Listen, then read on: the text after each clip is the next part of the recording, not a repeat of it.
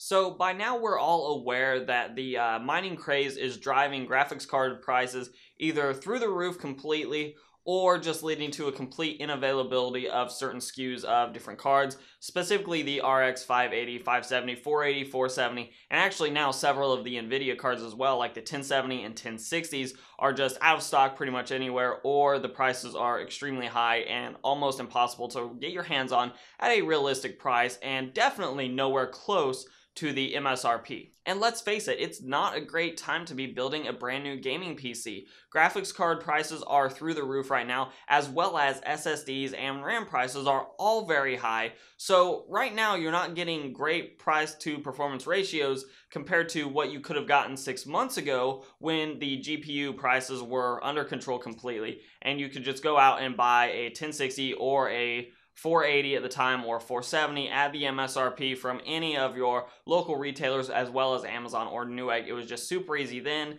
Now you have to hunt around for deals a lot more. And it's understandable that we've seen some outrage on the part of gamers being just frustrated that they can't get their hands on the graphics cards that they have been saving up for months, or sometimes even more than months, up to like a year or two, depending if they're maybe a teenager on a budget. And they're just frustrated now because they've saved all this money and put so much time and effort into saving the money, and now they can't get the product they so desperately want to play their games. So today I want to talk a little bit about the PC gaming market and just what it brings to the table, as well as some of the things that we are seeing right now that you have to endure to be a PC gamer. So go ahead and grab your coffee and let's go ahead and have that talk. So first and foremost, I still believe that PC gaming is the best platform for gamers in terms of at least being pro-consumer. Whereas on Xbox or on PlayStation or really any other console, you're basically locked into a single ecosystem. On the PC, you actually have several different options. And being a PC gamer, you're not even locked into a single operating system. You can game on Linux, and there are a lot of Linux titles out there. However, there's obviously not the same support for those, and you won't have access to the same wide marketplace that you have on Windows, but it is available for those of you that don't want to go Windows at all. On top of the operating system choice, we also have many choices for what DRMs we use. Most of us will be using Steam, and in fact, most of us will be using multiple clients. Whether it be Steam, if you're an EA game lover, then you'll be using Origin. You may use GOG for certain games, especially if you're a fan of the Witcher franchise, like Witcher 3 Wild Hunt. So there are a number of different DRMs that you can use, whereas again, on Xbox and PlayStation, you're sort of locked into one ecosystem. And with PC gaming, it's a plethora of choices. You have a choice of OS, you have a choice of DRM, you have a choice of hardware, you have a choice of individual graphic settings on a specific game. Maybe you're somebody that has some motion sickness issues, so instead of going for the eye candy, you go for 1080p gaming, but at very high refresh rates. Or, oppositely, maybe you have a 4K panel that you just want to see a game in all its eye candy glory, so you go for 30 FPS at 4K, and that option is available to you on PC gaming, whereas on the console you're prescribed what resolution you're going to game at and what frame rate. But as we know, PCs are not just for gaming, and we're seeing that sometimes the gaming market overlaps with other markets, specifically in this case, the mining craze, or those people that just want to buy graphics cards because they're so good at mining for the sole purpose of mining with no intention of ever using them as a gaming PC or a gaming graphics card. And as a manufacturer, it's really hard to predict the cryptocurrency market and just when the demand for your cards are gonna skyrocket. For example, Ethereum at the start of the year was nearly worthless, and now one Ethereum is going between 250 to 325, and of course it's fluctuating all around there, and sometimes a little lower, sometimes a little higher, but it's out of nowhere, and now everybody wants in on the Ethereum craze, and manufacturers just weren't ready for that kind of demand. So for any of you that happen to be saving up for a PC and suddenly find yourself on the outside looking in and unable to find the graphics card that you were really wanting, then there are some alternatives. Obviously, you could go the console route.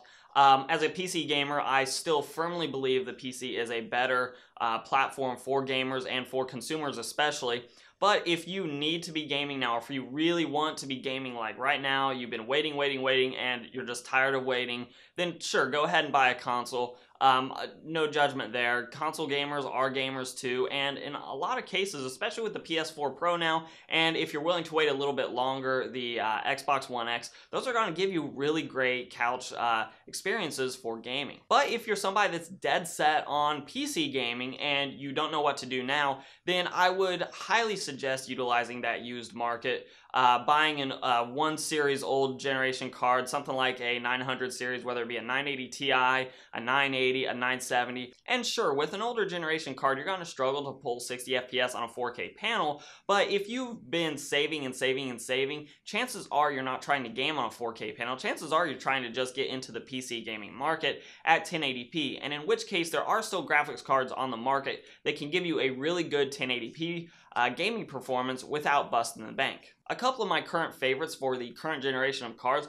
would be the 1050 Ti or the 1050. Both of those are budget cards, and while it may not give you the frame rates that you were hoping for, it does give you a good upgrade path down the road, because you can always resell those cards later and then upgrade your rig once you actually have the money, and then once the graphics cards are available again after hopefully the mining craze moves on down the road. So if you're frustrated with the current graphics card market, I really do understand that. I would love to get my hands on some of those more budget cards for the YouTube channel and to just sort of test them in some different configurations. But the fact of the matter is, I don't have that kind of money laying around to be investing $350 into a card that should retail at $200 to $250. That's just not feasible on my end, and I'm sure it's not feasible on your ends either. But we do have to understand that as a PC gamer, this sort of thing does come with the territory from time to time. Our market does overlap with other types of markets for the PC, whether it be mining, productivity, whatever the case may be. Every now and then there will be shortages that we will have to either wait through or just bite the bullet and pay a lot more than we really should be paying for a certain product. It all comes with the territory. So let me know in the comments down below if you are somebody that's hoping to get your hands on one of these graphics cards that are currently really hard to find on the market. And if you are one of those people, let me know what graphics card you're looking for, whether it be 470, 480, 570, 580, 1060, 1070, 1080 Ti, whatever the case may be. I want to know in the comments down below. And as always, guys, if you like this content, give me a like, share, subscribe, and comment down below. Those things help out a lot. You can follow me on Instagram and on Twitter at Hoosier Hardware. They are the same tag for your convenience. And as always, we'll let YouTube queue up a couple more videos from my channel for you to watch. I'm Shane with Hoosier Hardware, and I'll see you guys in the next video.